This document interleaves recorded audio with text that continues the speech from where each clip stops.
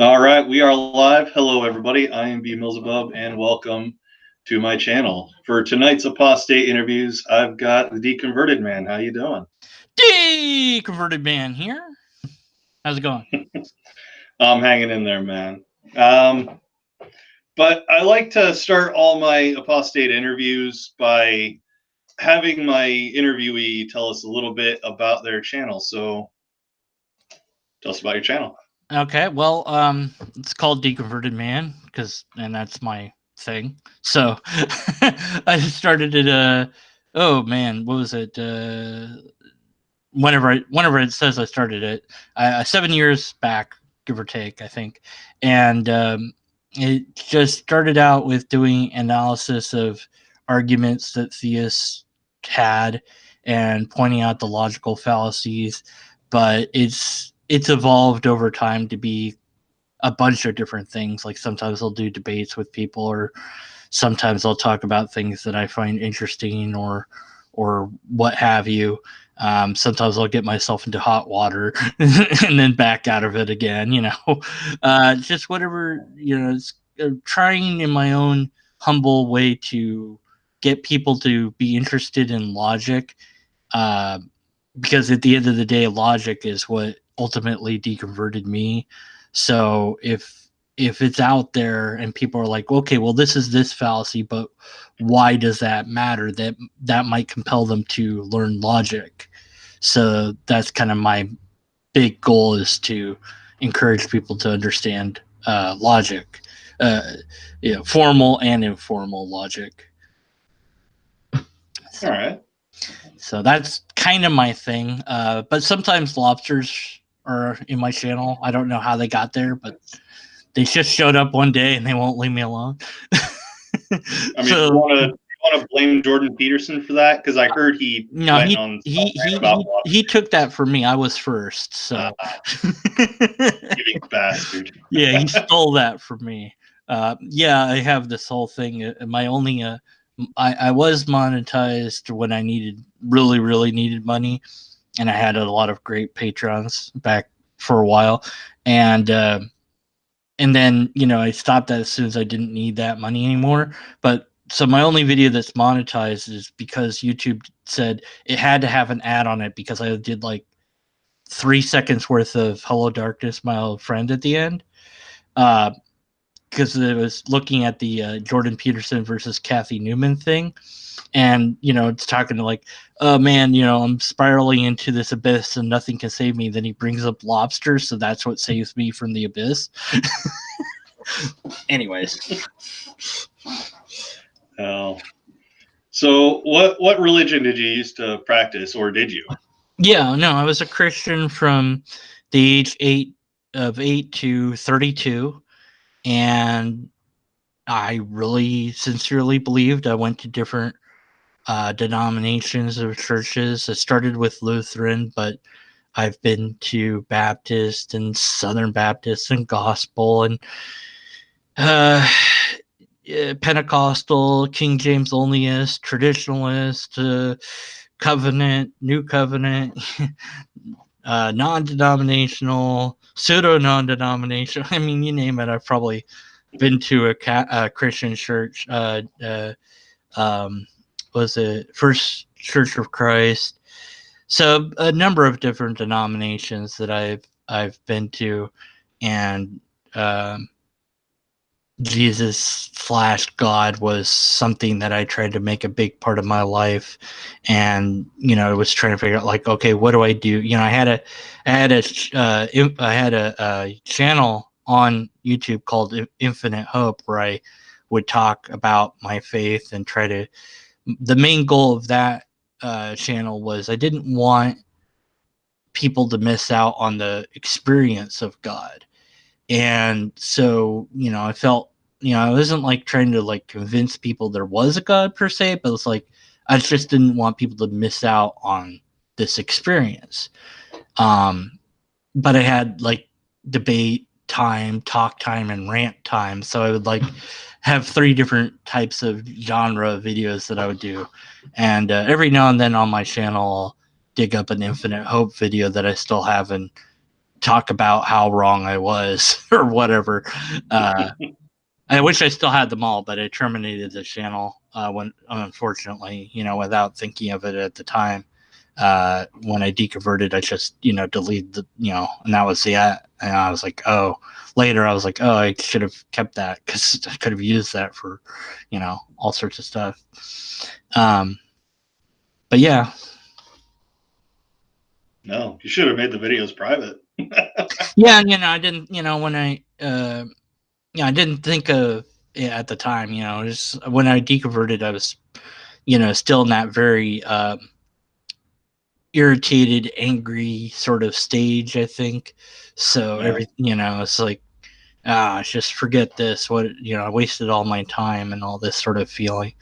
I don't know, everybody has a different sort of emotional thing when they decconvert. So mine, is my own that, I have to be rather angry and irritated at myself for wasting time and energy, so to speak, on these ideas and beliefs. And that lasted for a while, but it eventually subsided. Yeah, the pissed off atheist phase kind of goes away pretty quickly, I found. But mine took a few years to even show up, really, which was odd. But so, which one of those religions you went to when you were shopping around for the right one was the most interesting? Well, they're all Christian. There's just different denominations of Christianity. And I think I don't know if going to different denominations did help with my deconversion, but I think that at least with two of them, they did start me to ask really critical questions about my faith. And that was the Pentecostal one and the First Church of Christ, because for the first time I encountered doctrine teaching that I thought wasn't fair and that didn't really make sense to me. And the Pentecostal church, at least the one I went to, because there's different flavors of that, taught that you had to speak with tongues or you didn't have the Holy Spirit. And so if you don't have the Holy Spirit, then you're not really saved. And you have to be baptized in a certain way, so then you'll get the Holy Spirit. And then you'll speak in tongues. Well,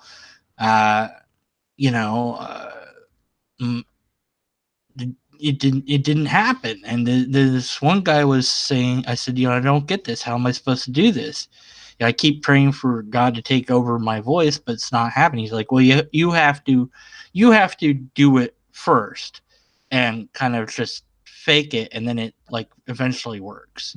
And I was like, you have to fake, you have to just talk gibberish, like that made no sense to me. And that's what he said. And it's just, I was like, no, I would think that I'm praying sincerely to God to take over my voice. Why do I have to do anything? Why? I mean, my role is to surrender to God and let it take over. But yet this guy, he's telling me I have to pretend and then it will start working. Like, yeah. And then I also thought, and I talked to the pastor a number of times, I said, if you're right, then all these other Christians, they're all screwed. They're all, not going to make it to heaven. He's like, yeah. I'm like, but what are you doing to tell them that they're wrong? We should be able to prove that they're wrong so that they change. Yeah, it's not my problem. God will sort it out, kind of thing. I was like, really? What? Just like, oh, that's not fair.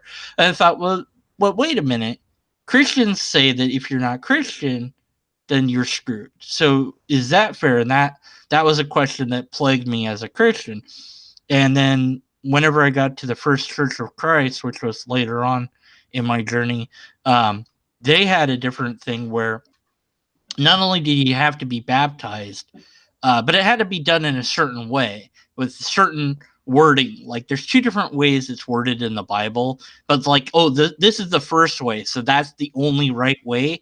But It's not enough that you get baptized in that way. You also have to understand that you must be baptized in that way and accept that that's true, or it doesn't count. And it has to be full immersion, or it doesn't count. And I'm like, you're telling me that on a battlefield that some poor soldiers dying and they get their last rites done to them, but because it wasn't a full baptism, it doesn't count and they're going to hell? And the pastor was like, yep.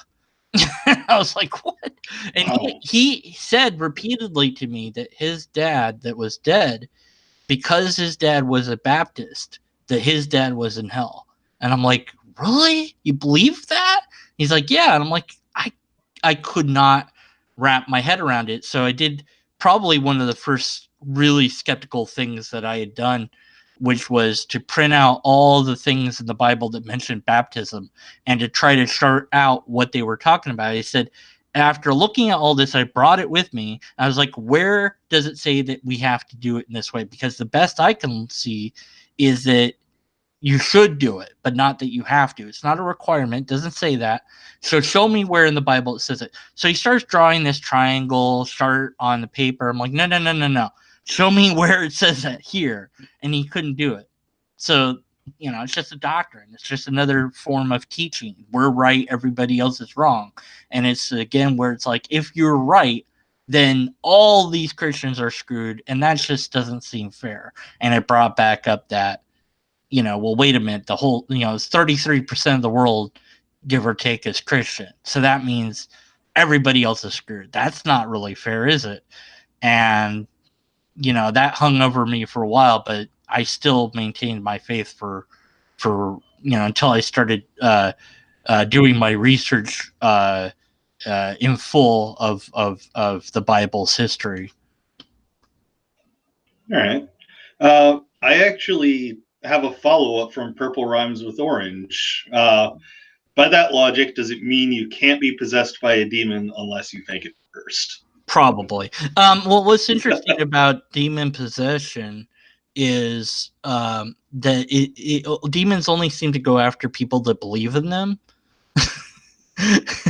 Yeah, it would be impressive if someone like me got possessed. Yeah, and it might be, I think that it's possible that the reports of demon possession, at least in, 18th century or any time in history that we didn't have, or any place where you don't have advanced medical science, that you have somebody having a seizure or some other fit, and, it's the spirits. It's, some bad spirits are doing this to them. Whereas, it's just they hit their head or whatever the belief is that really happened. But from their perspective, you think of, they don't have any psychology. They don't have the science understanding. So they don't know what to blame it on. So blaming it on something abstract like bad spirits, and then, okay, if we do this dance, then it will go away. And if it works, then okay, well then that worked. And if it doesn't work, well then they didn't, the demon's really powerful, so we have to do it again, or it's a win-win sort of scenario for your mind, because the people on the outside who believe in this keep believing it regardless of the outcome. And for the people that believe it's a thing, I was never in any church that did that, but I was very aware of people saying that had happened.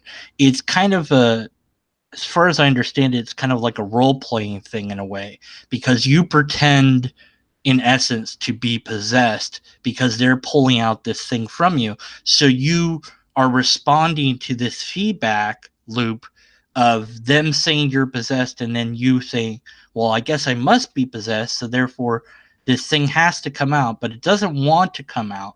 So you have this weird sort of role play back and forth. And it's a very interesting psychological phenomenon, but it's all mundane and there's nothing supernatural about it at all. Afterwards, usually the person reports a sense of relief and exhaustion, and they feel better. But then they lose that high because the dopamine wears out, and then they have to get re-demon rid of again. I can't remember whatever you call it. Exercise.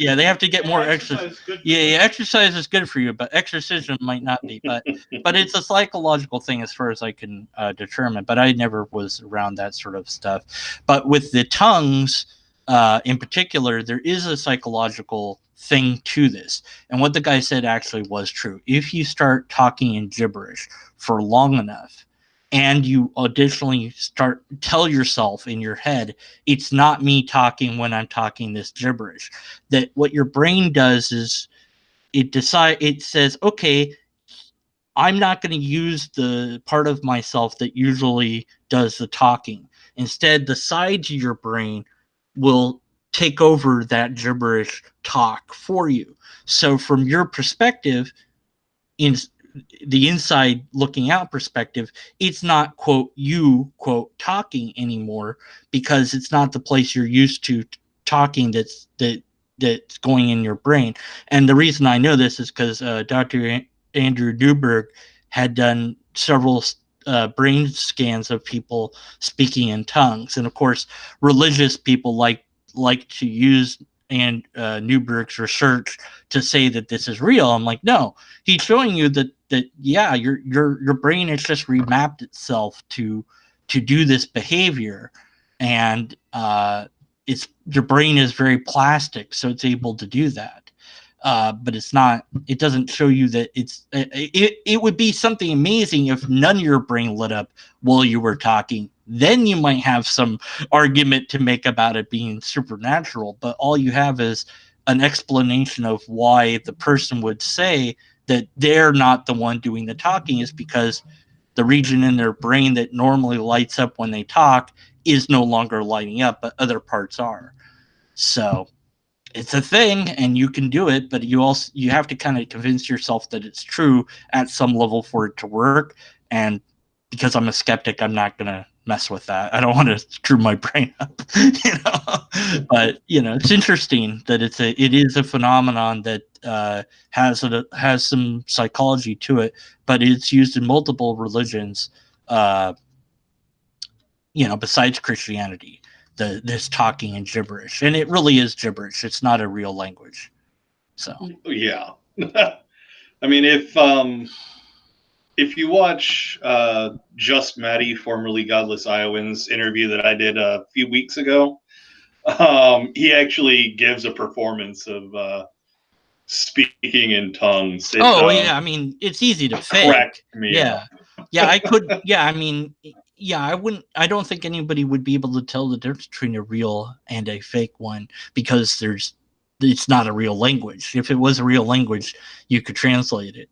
Of course, there's people that believe that the gift of tongues means different things depending on what denomination of Christianity that you ask about it. Some say that it's the speaking gibberish. Some say that it's being able to speak a new language. That would be interesting, because that would actually be testable. And the reason I know all this stuff is because I was looking for a way to prove Christianity, and I'm like, okay, well, here's a possible way I could help to prove it, is if I can find somebody that's never spoken X, Y, and Z language, and then suddenly they're able to speak it, then I have something to go on. Well, I did the research and nobody had that, so it's a problem. Oh. All right. So what's the craziest thing you came across in religion? I think that would be this one church that we had found while we were still in the Navy, and my friend and I went there, and they had a service for the men, and then they had a service for the women, and they also they owned this big giant farm, and then off in the corner they had these basically barracks set up, and they were helping troubled teens, teens that had done substance abuse or alcohol or whatever, and it was like boot camp, but with church stuff included.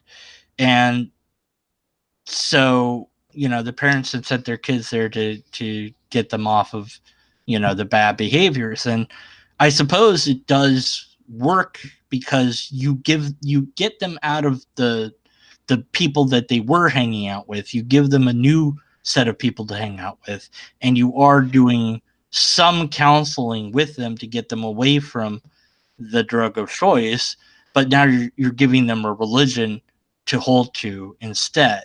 So you have helped them in one way, but have you hurt them in another? That's kind of one of those weird questions I don't know what to do with. But at any rate, I thought it was really odd that they had this separate services like that.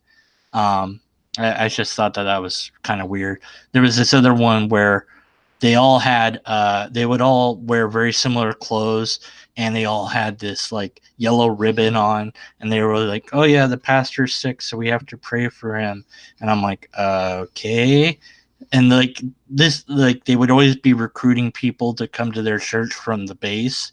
So it was like really something fishy was going on, and I couldn't pin down exactly what it was, but it seemed like they just wanted us to come because we have money and we don't know what to do with it.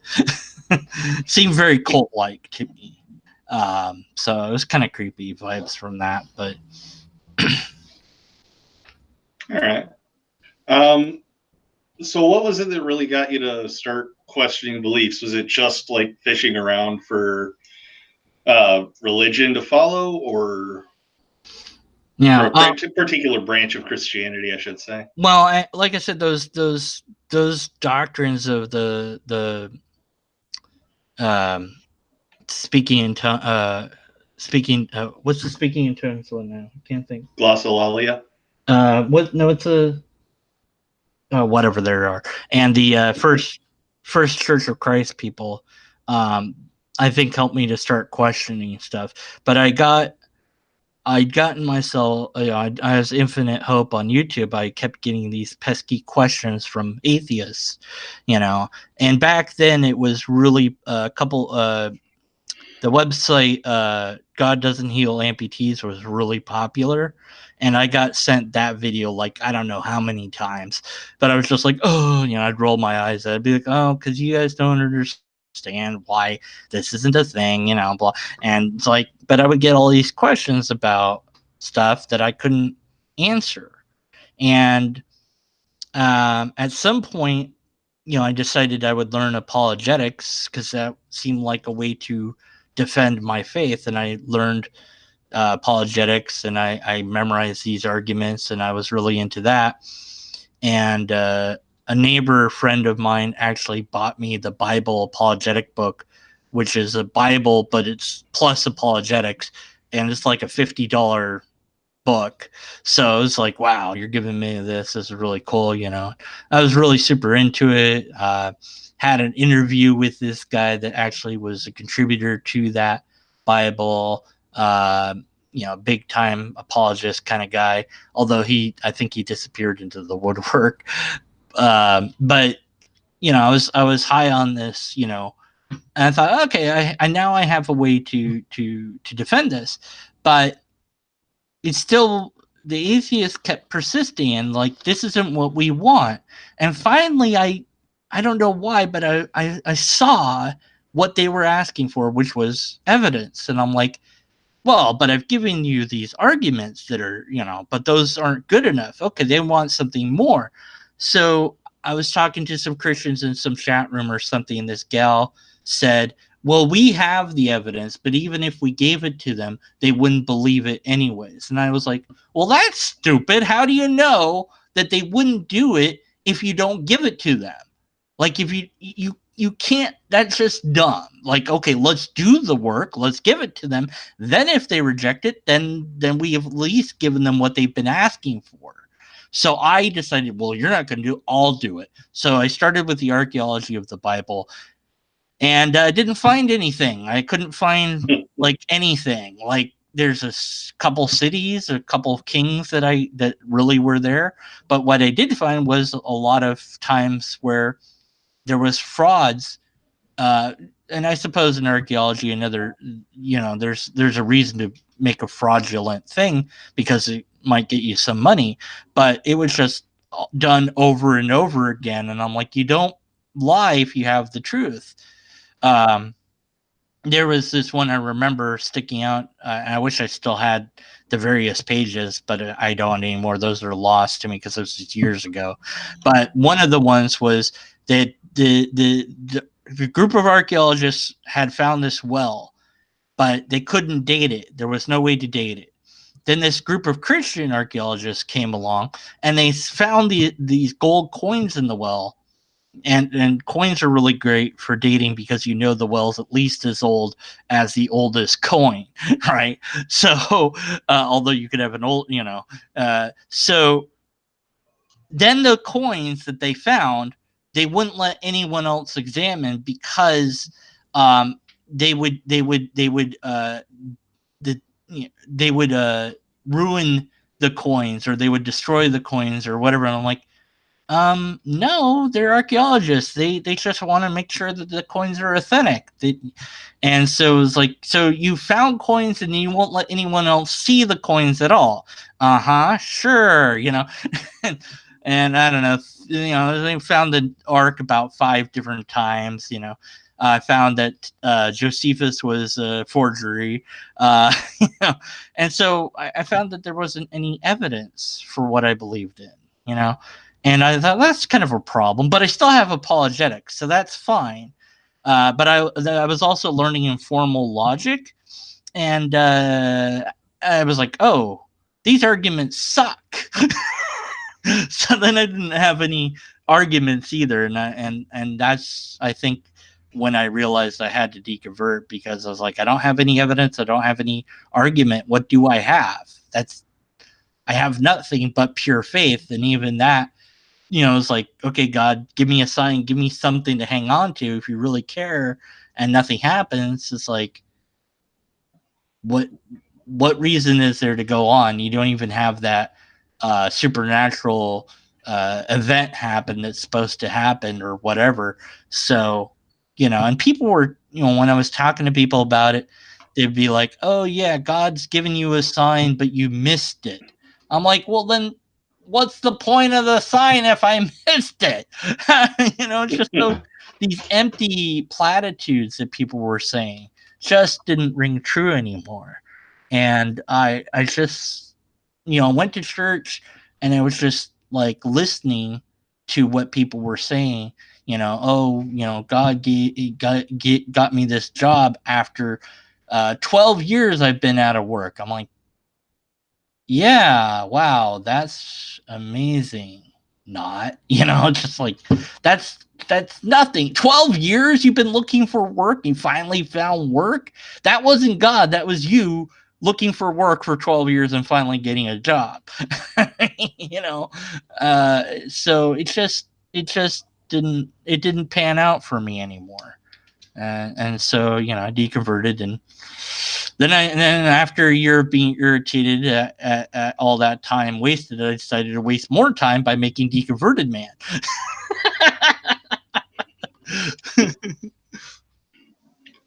So it kind of sounds like you had sort of a aha moment, like there's one moment you can kind of point to that you realize this was bullshit, whereas people like me and I don't know how many others are kind of like, there's no one moment to point out. Yeah, I mean, it's hard to say that there was one moment per se, because I think it's all these things added up. But I think that because I honestly was looking for the evidence to give to those pesky atheists, and that I couldn't find any, that was a huge blow. And then it lined up just right with understanding informal logic to then apply it to the arguments that I'd already memorized from apologetics, and going like, oh, all these arguments suck real bad too. And it's kind of obvious that they suck now that I know logic. And and then of course the I guess you could say the final straw would be the calling out to God for something, and really seeing that there was nothing that especially the idea that God always never changes. And so there was this one prayer that I would pray, and I'd feel like this tingling sensation. But when I prayed this prayer this time, that didn't happen. And now looking back on that event, I understand what was really going on, which was whenever I did the tingling sensation, I was always relaxed, and basically it was my own mind making my spine tingle. And I was just telling my mind to do that and thinking it was God that was doing it. But it was always me. But the reason it didn't happen the last time was because I wasn't relaxed when I was praying that prayer. I was very upset and in tears because I was losing this God. And so if it had been a real God, then it could have, zapped me anyways. But if it was just me, then there's no way that could happen because I wasn't in the right state of mind for that thing to occur. And now on command, anytime I want, I could just make my back get like tingly sensation if I just think about it. And I was like, oh, there it is. Oh, that's felt good. Okay. I don't know what the bleep to call it. I don't, it's nothing mystical or magical. It's just, like some people, like I can move parts of my head like weird ways. I can move my fingers, in certain ways or whatever. It's just, it's just another mundane thing that some people can do and some people can't. But we assign the supernatural to it because we don't fully understand it, or even if we do fully understand it, it's more interesting when it's magical, maybe. So certainly makes for a better narrative. Yeah, but hashtag heathen saying that's biofeedback. Yeah, biofeedback. There you go. Yeah. So yeah, that's what it is, and you have to, as far as I understand, you have to be relaxed to do it. But I mean, like I just did it now. I was like, okay, I could do it now. So I'm not, So I guess it just depends how your brain is wired or isn't wired, that you may be able to do it or not do it. But that was another thing that I discovered in my research, was that some people, and this was confirmed by Christians, never feel anything that they would say is God. And that this one Christian who had devoted his adulthood to ministry, he would go onto the base and he would read the letters that are put in the little prayer boxes around the hospitals, and he would pray for those people. And I joined him on that a couple times, and he would go and see people and talk to them and whatever. And that was his ministry. That was his life. And he had said, I've never felt this spiritual thing, but like sometimes when I'm reading the Bible, it's, a certain passage will like stand out to me in a different way than it did before. So that was a mystery as a Christian. But as a skeptic, what I saw was some people's brains are wired, so to speak, to have these experiences that we call spiritual. And some people's brains are not wired that way. And some people's brains have kind of a mix where they can go back and forth. That makes sense from an evolutionary perspective, but makes no sense from a theistic. It's like, well, then God built people so they couldn't experience God. What? Why? That's like, there's not really an answer for that in theology. Although I'm sure you could extract one if you tried hard enough. Well, I mean, I can't remember where I first heard this, but the saying goes, you can find signs and symbols wherever you look, even if they're not really there. Yeah. If you're determined enough to find something, you will, even if it isn't real. Right. Yeah. We're very pattern seeking creatures. I was I learned a lot during my research, and of course, as Deconverted Man and talking to skeptics and atheists, I've learned a lot about science. And when I watched the Neil deGrasse Tyson's Cosmos, I found that I would cry at the end of every episode because it was just so amazing. And I went back and listened to Richard Freeman, and him saying, these things are really, really true. It's really, really real. And it's like, yeah, science is way cooler because it's like this stuff is really, really real, and we can know that it's really real. We don't have to pretend. We don't have to make it up. We don't have to be unsure about it. We can know, and it's amazing stuff that you wouldn't think about, or everything's just tiny little particles running around each other. That's pretty weird, but okay, that's what it is. And so I think that my love of science exploded upon being a skeptic. Not to say that you couldn't be a religious person and love science, but there was nothing that I couldn't learn now that would hurt me. Whereas when I was a Christian, there was probably things that I could have learned that did hurt me because it led me away from Christianity, and that's bad, quote unquote, right? So, in that way, I've seen many people be discouraged to learn certain things because it will make them question their faith. And of course, that leads into extreme beliefs and behaviors. Yeah. All right. So let's swing back to your channel. What got you starting? What got you to start making videos on your Deconverted Man channel? Well, I think part of it was, wanting to undo any damage I'd done as Infinite Hope. And I just love, I love doing YouTube stuff.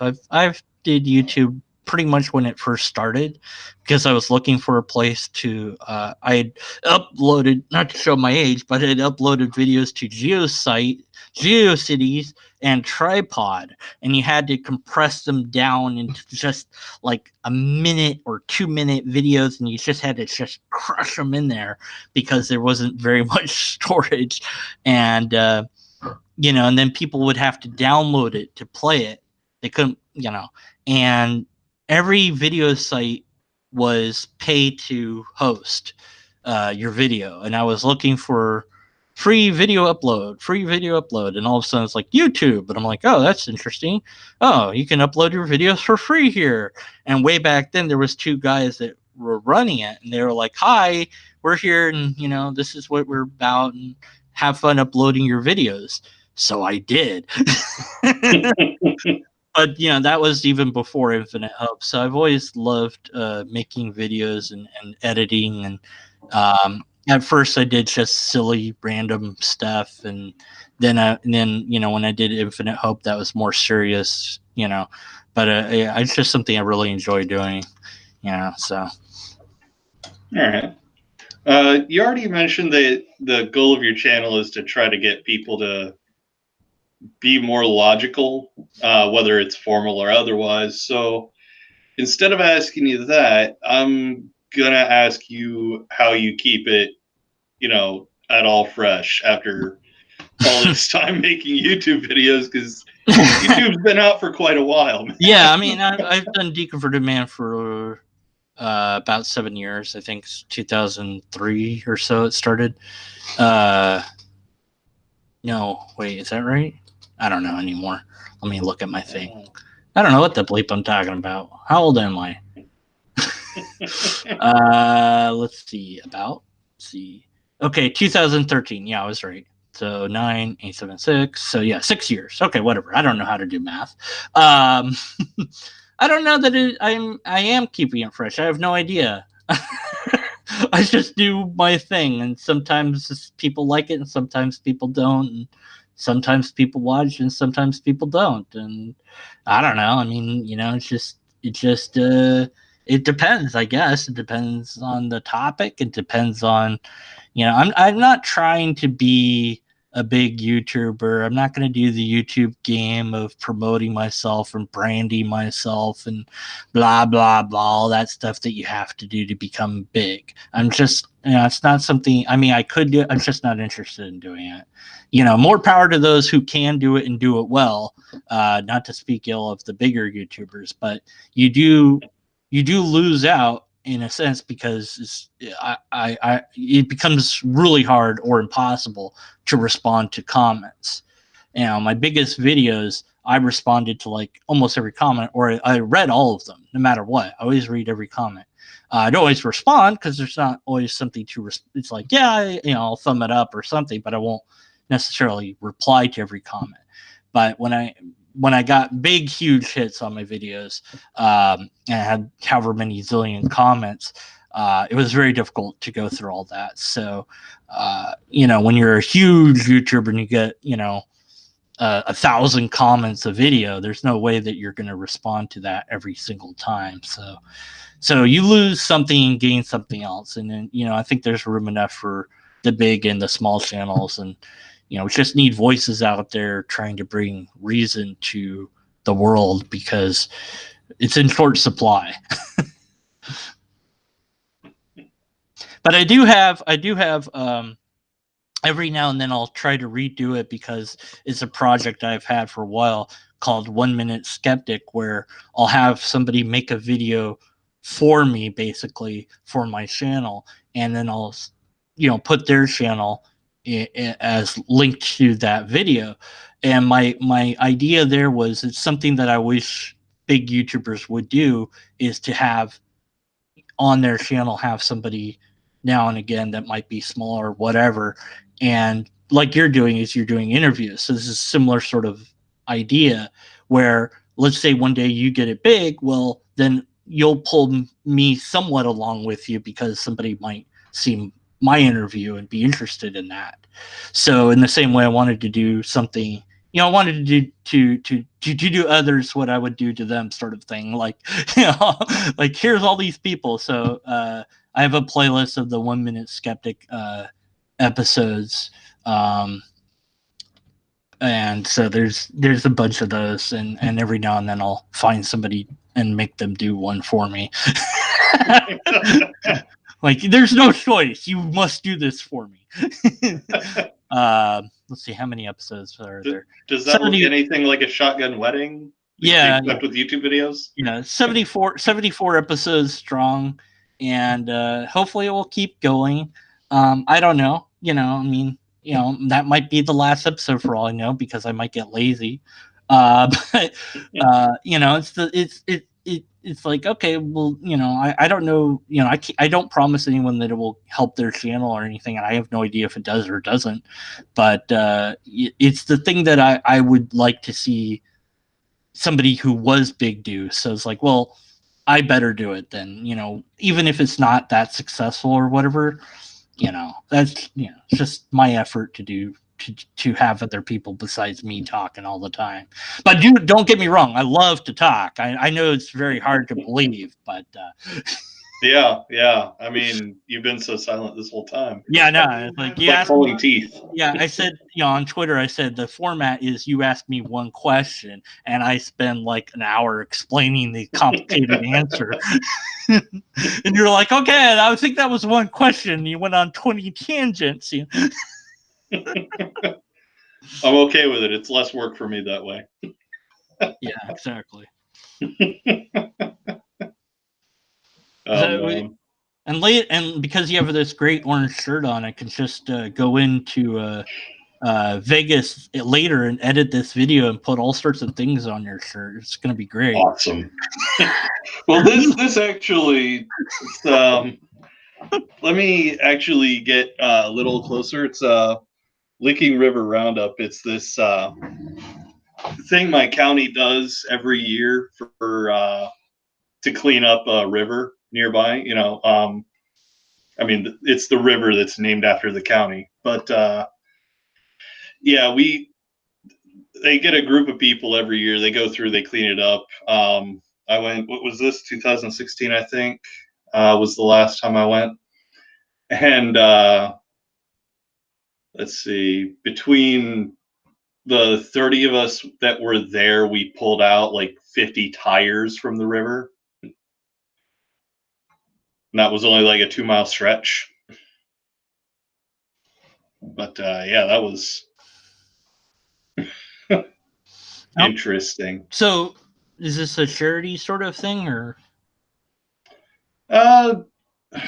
Sort of. I mean, on the back of the shirt, there's a list of sponsors that funded it because the county will provide canoes and kayaks and snacks and the shirts and all the other stuff. There was this trend on Twitter that was interesting. Trash, like I forget what the hashtag was, but it was something to do with trash, and it would show the beach or whatever the area covered with trash, and then it would show the people afterwards with the bags full and no trash. And I'm like, now that's a good thing to get trendy, like, oh yeah.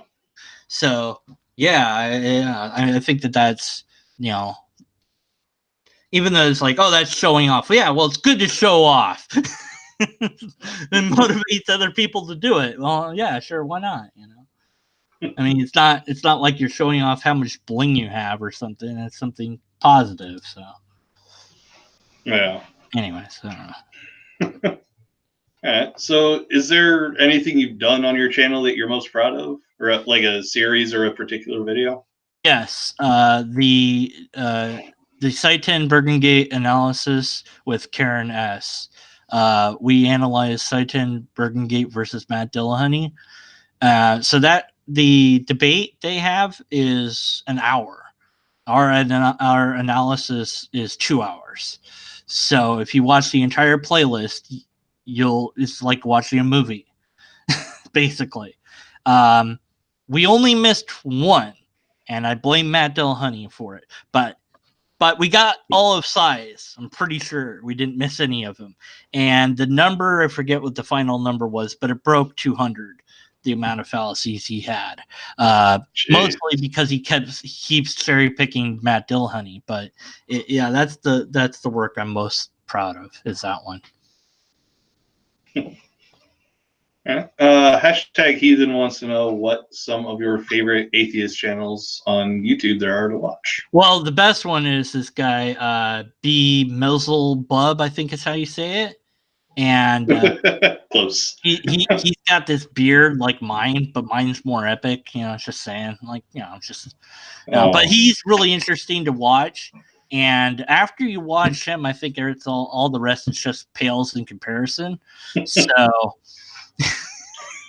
Yeah, even my fairly shoddy acting and blatant script reading is just scintillating. Yeah, it's all good stuff. I mean, sure, there's some atheists that might be more interesting to look at, you could argue, but I just.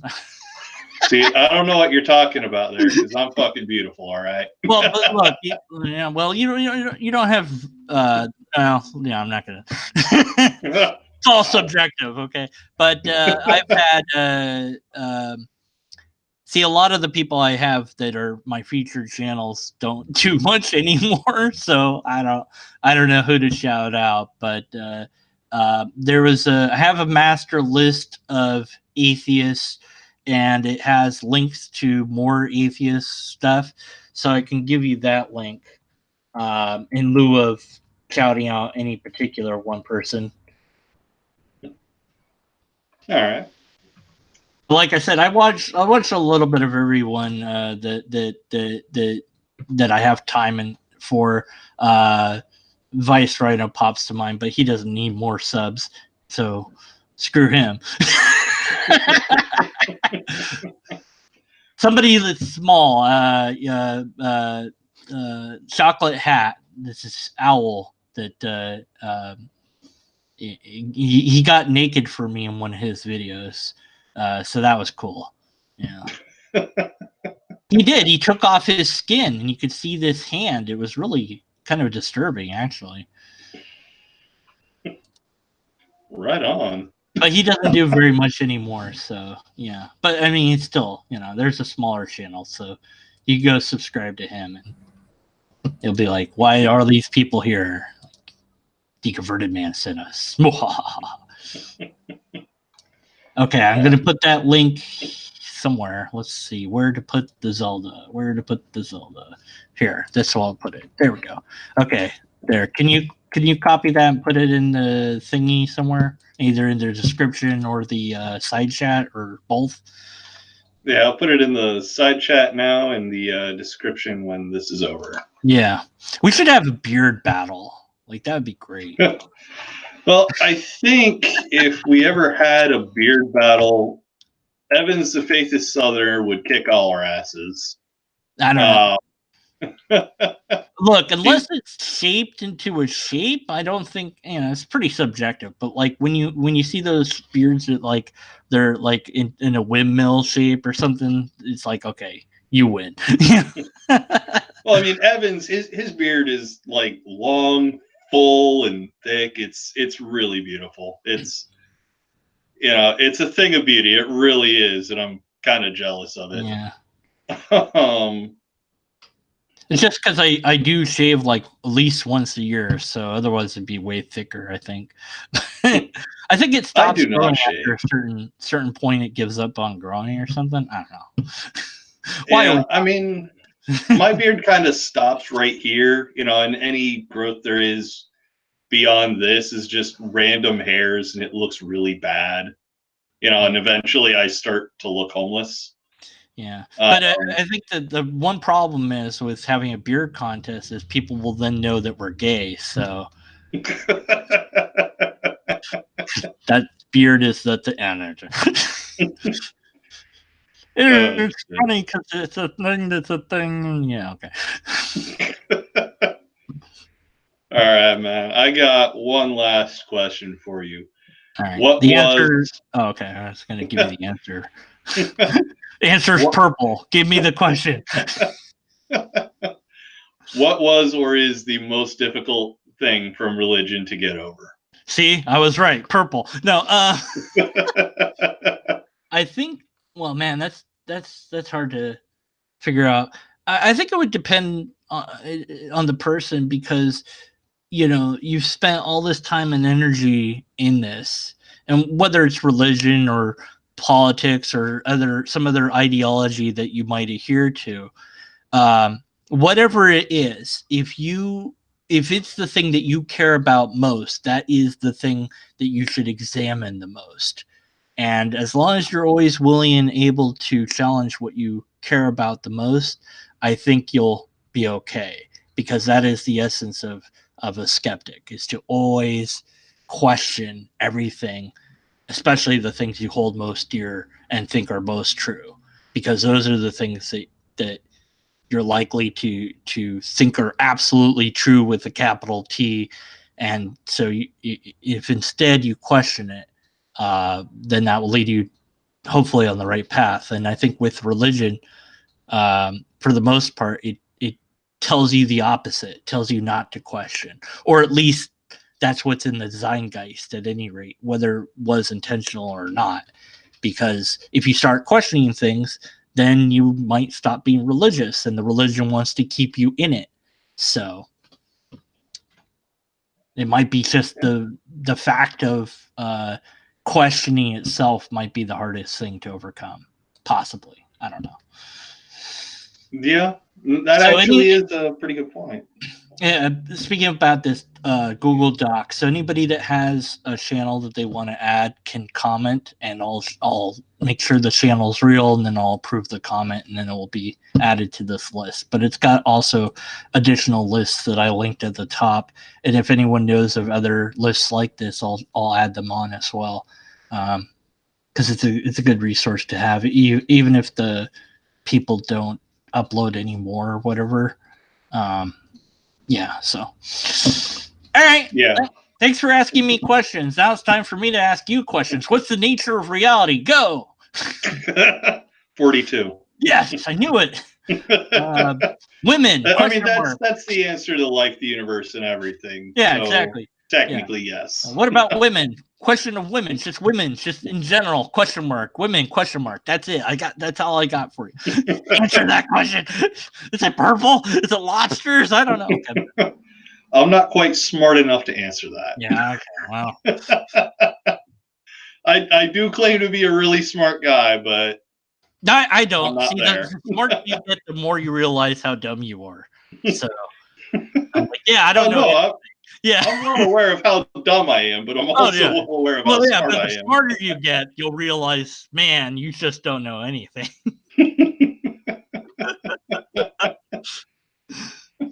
So yeah.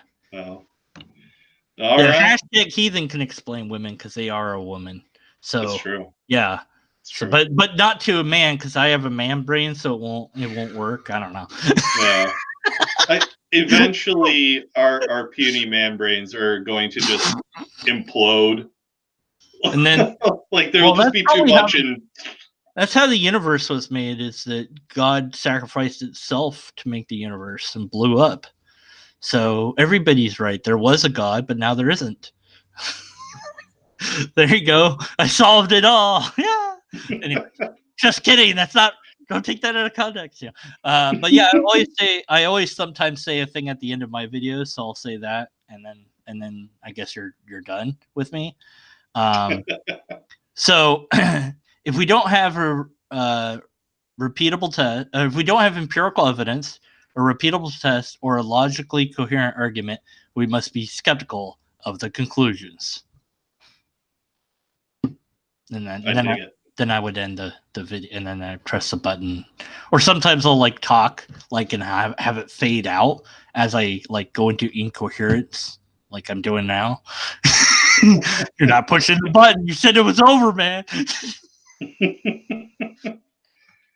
well, all right. Thanks for coming on to the channel and talking to me. Thanks for having me. I'll have you do a 1 minute skeptic for me since I mentioned that. And you don't have a choice. You have to do it. It's just how that works. Yeah, I'm being shotgun weddings, so yep, it's gonna happen.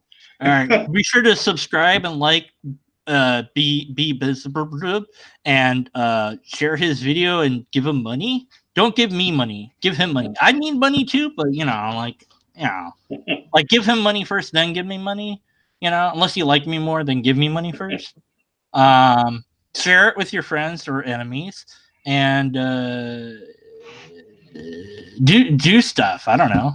Do good, get money, be excellent to each other. You can end at any time. I'm just going to keep talking to you. Yeah. But definitely head down to the description of this video, and you will find the link to his Twitter and his YouTube. And soon after this, I'll be putting in the atheist master list. So master list. All right, everybody. Thanks for coming. Have a good one. Yep. Bye, everybody. Goodbye. Goodbye. Goodbye.